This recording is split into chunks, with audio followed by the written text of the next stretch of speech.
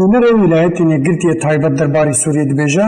کو ئیسرائیل ئێریشە کالەشکەری لە دژی ئیرانی لە سووریە گەنگەشە دکا هەروەها ڕاگەهاند کو ئەمریکا هەبوونە سەرۆکی ڕێژیمە سووریە دپەژرینە لە هەن مەرجێنوان هەنا داخوانیان ڕۆژنامەوانیدا لە پاریسێ نونەرێ ئەمریکای تایبەت دەرباری سووریە جێمس جێفری گوت کو د سیاسەتە ئەمریکیدا لە سووریە سێ ئەرمانج هەنا روبروبوونا ڕێخستنا داعشە تەرۆر و دەرخستنا هێزن ئیرانی و میلیسên بسەرڤە هەروەها دروستکردنا پرۆسەیەک سیاسی لەگۆڕ بریارە ناودەوڵەتی یا 2245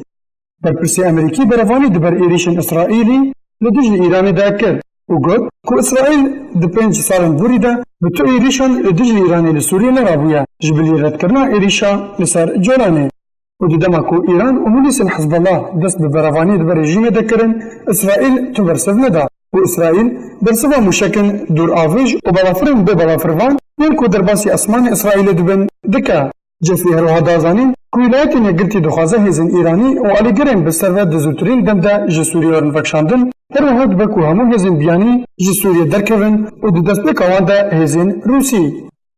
Berpirsê Amerîkî got jî ku milîsê Hizbullahê Lubnanî yek ji girîngtirîn endamên ku piştevaniya rejîma Esed kirîne û Îran li aliyek din nedixwest hêzên xwe yên bejayî li Sûriyê bikarbîne ji ber wêyekê daxwaza alîkariya Hizbullah û milîsên Iraqî kir. Li aliyek din di Kongerê Rojnamevanî de li Brukselê paytexta Belçîka James Jeffrey got ku Washington tu garantiyê nade dozêrakirina serokê rejîma Sûriyê Beşar el-Esed ji desthilatdariya Sûriyê di daxuyaniyên fermî û danûstandinan bi welatên gerentor derbarê Sûriyê de wekû mercekî ji bo çareserkirina krîzê.